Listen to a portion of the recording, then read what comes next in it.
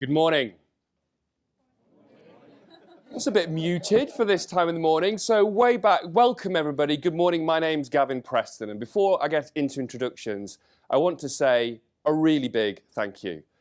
It's a massive honour, and also take it very, very seriously to make sure that you get a return on your time invested for the time you got here today. Like you, I run a business, so to be able to take a whole day out, the commitment that requires, that's important. And I want to give you strategies today that are going to help you.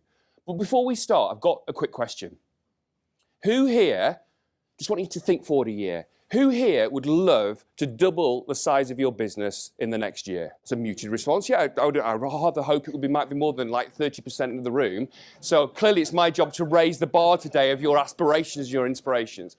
I want to give a context for today. Today is about doubling your business. Today is about giving you strategies. I want you to think forward. I want you to think forward a year.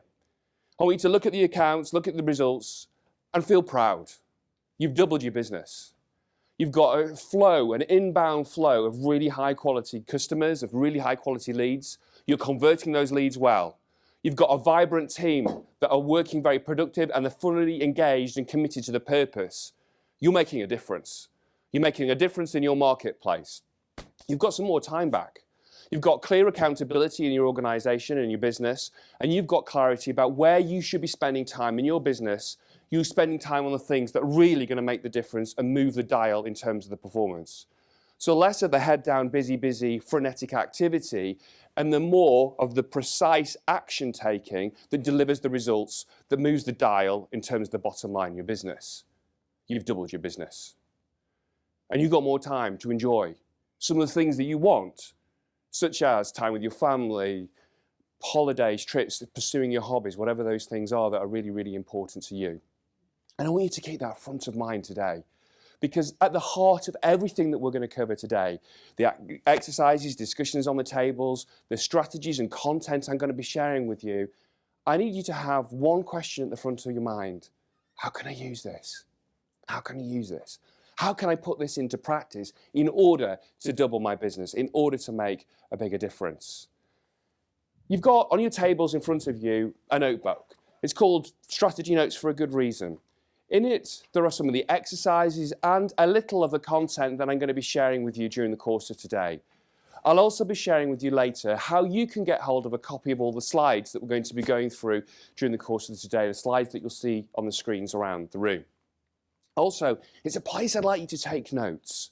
I'm going to be sharing a lot of content with you over the course of today. Ideas will come into your mind as you hear me speak and as you speak with other people on the tables. Also, I want this to be a place you come back to. Last year, we did a tour called Fast Lane to Growth, 38 dates across the UK. This year's tour, Strategies for Growth, we've got 46 dates all over the UK. But last year, I shared 3 lessons from ultra-high growth entrepreneurs. You know, the stories, the back bedroom startup to £40 million business in 4 or 5 years. And I had the privilege of speaking to and interviewing several entrepreneurs with such ultra-high levels of growth. And I asked them the same questions every time. So what are the things that you've done differently that deliver consistently that level of accelerated growth? And the same 3 things kept coming up time and time and time again. I'm going to share the third one of those 3 with you now because it's relevant to the point that I want to make.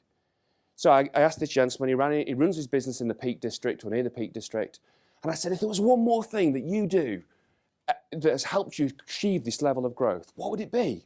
He said, Gavin, it's easy. He said, half a day every month, I take time out and I go off in the bus. And I went, the bus?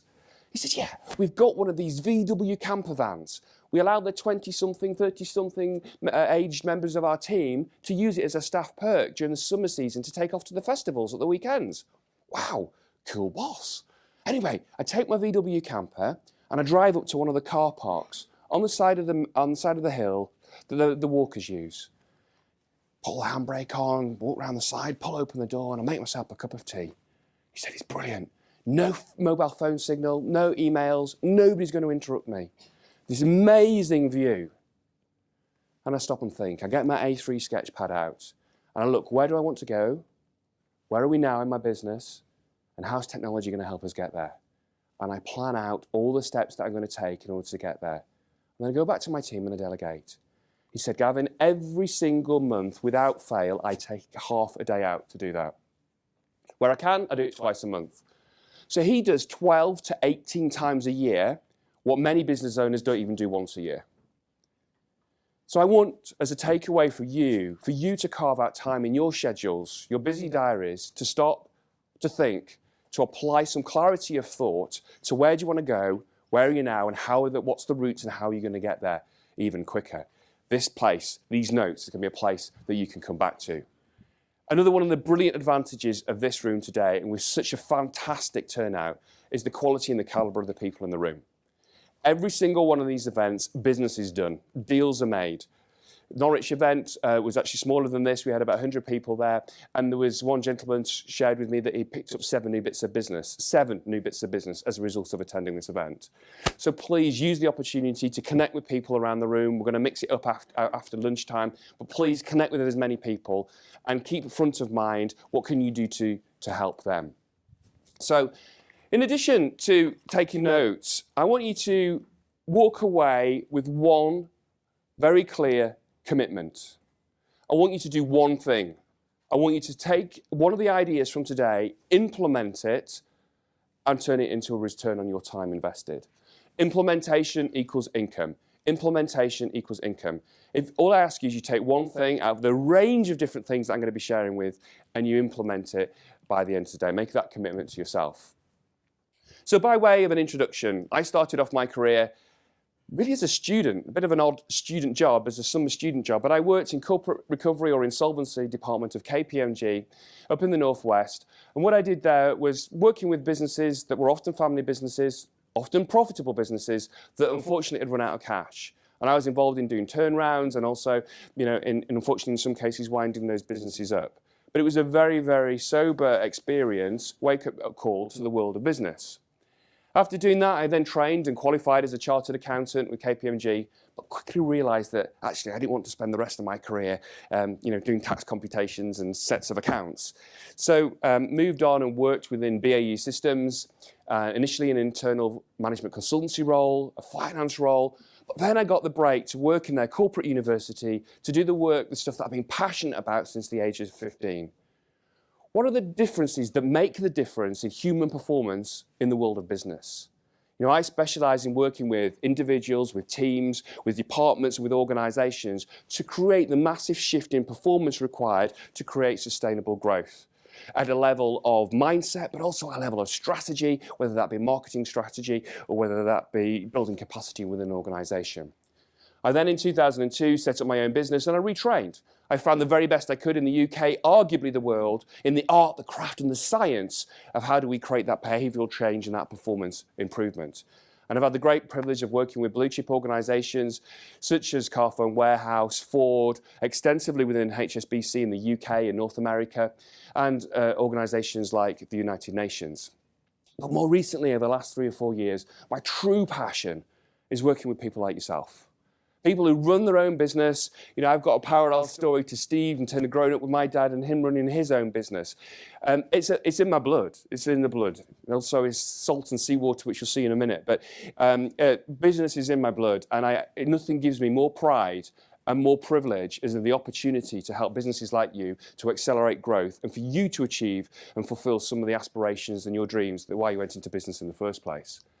So a little bit about me outside of work. I love sailing. I was fortunate enough to be introduced to it at the age of 4 when my dad took it up as a hobby. And on different trips, I've gone from 80 degrees north, which is 600 miles south of the North Pole, all the way down to the Caribbean. That picture there, clearly taken a number of years ago because I had a bit more hair then. That picture there was taken helping a friend deliver a boat from Portugal to Gran Canaria, ready for him to sail it across the Atlantic. I've got a little boy called Hugh. This picture was taken about a year ago now. Hugh was never any doubt that he would follow in his father's and his grandfather's footsteps in terms of appreciating time on the water. And so that's us sailing on the River Conway up in North Wales, near where we live. So that gives you a little bit of background and context to me of who I am. One of the most memorable trips that I've ever done sailing and on a yacht was when in 1999 I had the privilege of sailing across the Atlantic in an event called the Ark. Has anybody heard of the Ark, Atlantic Rally for Cruisers? Yeah, and one or two of you have. It's an organised event. Every year, about 260 privately owned boats sail from Las Palmas in Gran Canaria across to Rodney Bay in St. Lucia. I was on a little 41-foot boat. I'd replied to a crewing agency, and for the princely sum of £10 food and board, I'd earned my ticket to go across on this boat. There's a husband and wife who owned the boat, and I was one of 3 crew. We were at sea for 24 and a half days. We were out of sight of land for 23 and a half of those days. Anyway, the night before we left, everybody from all the crews went out into Las Palmas for their last decent meal before however many days at sea. Las Palmas was rammed, and the earliest we could get a table at a restaurant, I think, was 9:30, unbelievably. So we arrived in time for that. 9:30 came and went, no table. 10:30, still no table. 11 o'clock, no table. We got sat down just after 11 o'clock, and the food didn't show up till just a shade before midnight, unbelievably enough. Now, I happened to be sat next to the skipper, the owner of the boat, the guy who, my life was in his hands for the next however many days at sea. And we'd ordered the same dish. And we'd asked for the dish to be, it was a steak, we'd asked for it at least to be shown in the flame, and it looked like it hadn't even been shown in the flame. And then all of a sudden, he stood up, he grabbed his plate, he stormed across the kitchen, flung open the restaurant door and threw the plate at the feet of the chef. Plate smashed everywhere, and the door swinging, I watched him storm out and let his wife pick up the pieces. My jaw is on the floor thinking, oh my goodness, how on earth is that guy going to be able to cope if the proverbial hits the fan in the middle of the Atlantic? So then I thought I had a decision. I went down and I watched this amazing firework display that was a send-off for us, for the whole fleet to leave the next day. And I thought, I've got a choice. I either get back on a plane tomorrow, and I worked for BAE Systems at the time, back to a safe and certain outcome. I'll be going back home to work. It's too late to get on another boat by that stage. We were leaving the next morning. So the other alternative was I go with this. I go on this journey and see what I could learn. And I'm so glad I did, because one moment more than others stood out and will be with me forever. It's 5 o'clock in the morning. It's pitch black, beautiful starlit sky. Everybody else was asleep below decks, and I was steering the boat. I had my life jacket on and my harness clipping me to the side of the boat, and a bit of a wave had picked us up, and we were surfing off down the back of the wave. We were in the middle of nowhere. The nearest land was 2 miles away, that way, and we were 1,000 miles away from our destination in Rodney Bay in St. Lucia. So we're surfing down the back of the wave, and I was loving it. We had this silly little competition about who could get the boat going fastest in any 24-hour period, and I was up for winning this 24-hour speed competition. And then all of a sudden, whoosh! The whole seascape around me lit up just like a floodlit football pitch or cricket ground. And you know, in those moments, time seems to slow down, but at the same time, your brain speeds up. And I was thinking, what on earth could it be? Is it a low-flying air sea rescue plane with its landing lights on? A supertanker, a container ship, with its spotlights on, about to mow us down? Unfortunately, it can and occasionally does happen. What on earth could it be?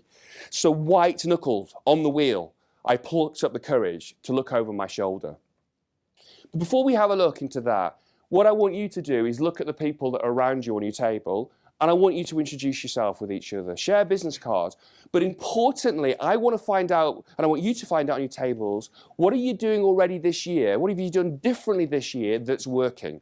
What are the things that you've done differently this year that is working? Okay, off you go. A few minutes on your tables. Introduce you with each other, and what are you doing differently this year?